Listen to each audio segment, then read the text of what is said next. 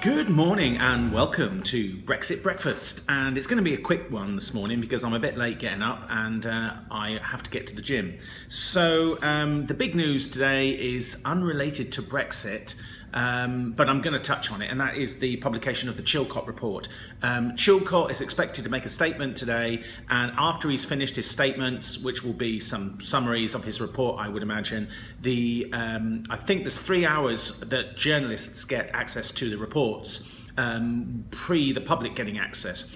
It is rumoured to be 4 times as long as War and Peace. So I would imagine that the 3 hours is not going to be sufficient to do anything more than look at the conclusions, the summary of the report for those journalists. And then it's going to go public.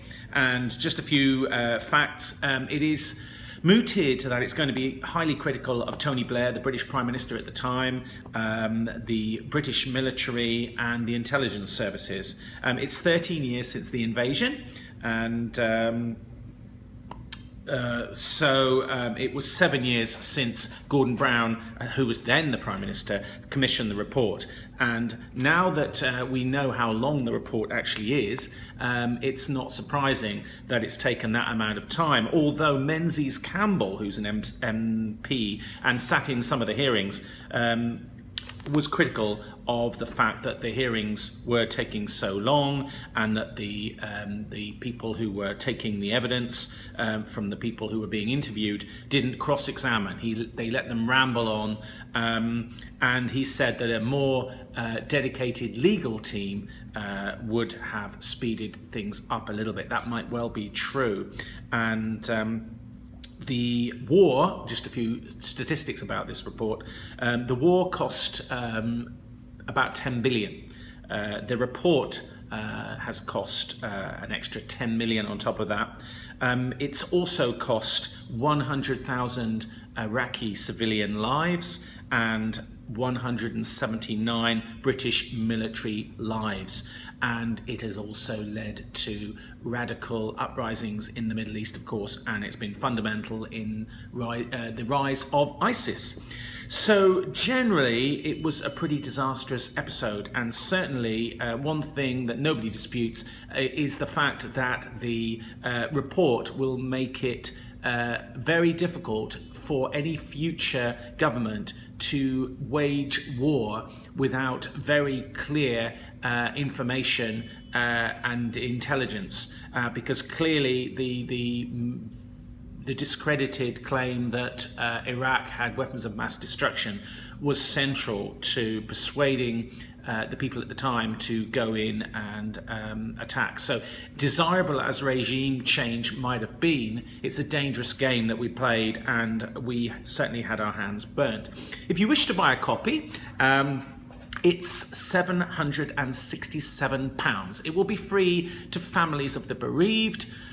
I'm sure that's not going to be any consolation for them, but apparently it will be free to them. But to the general public, if you want a copy, if you want 4 copies of War and Peace, it's £767, but it's free on the website.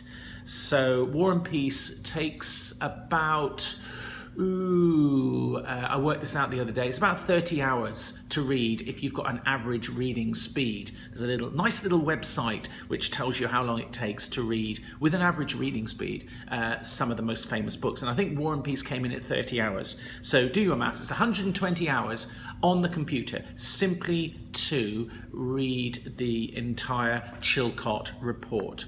Okay, so back to Brexit. We had yesterday 5 candidates for the Conservative Party leadership, and whoever wins that, of course, becomes the de facto Prime Minister.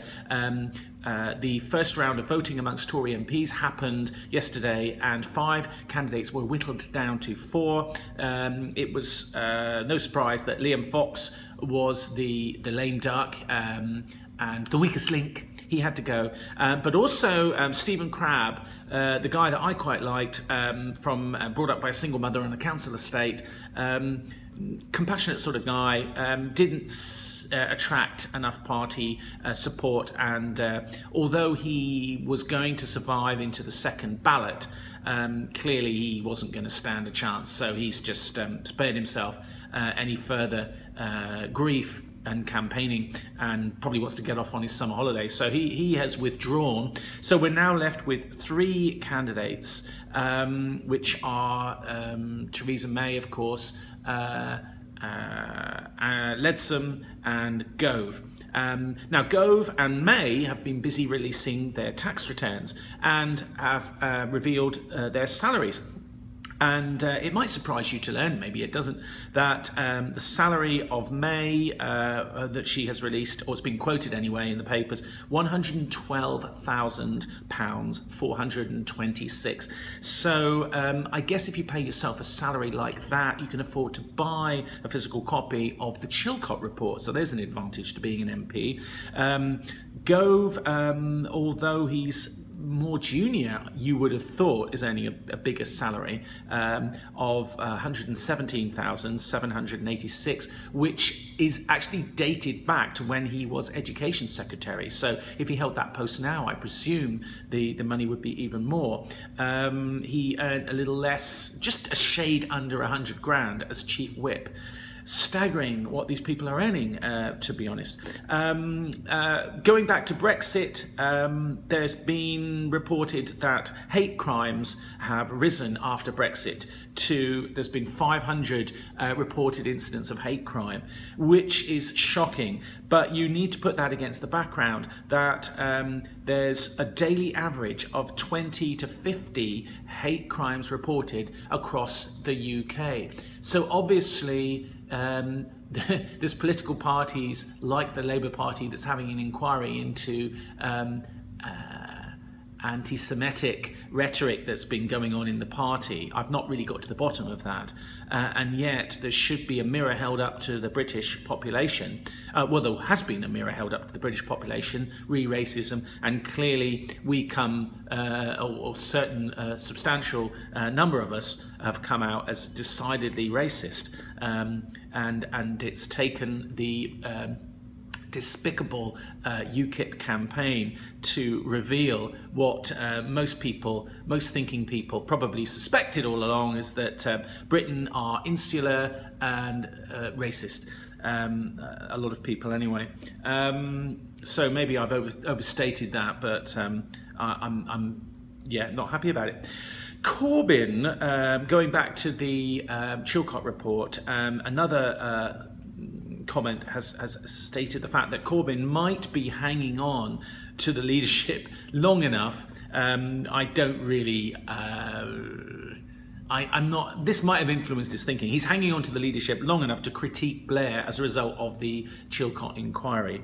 That is a bit odd, if that's true, but certain things might colour your thinking, mightn't they? And of course, the press have got to make a story about it. So that's all I care to say today. I've tried to keep it brief. I thought I would do 2 minutes because I'm in a hurry and I need to go to the gym, but in fact, it's 8.5 minutes. A bit better than yesterday's ramble. I'm Paul England. Thanks for listening. I hope that's been informative. Go and read the papers. Go and find out for yourself. Go and check out any links that I shove up there. It's on that side, just about there. Okay, have a good day. Bye.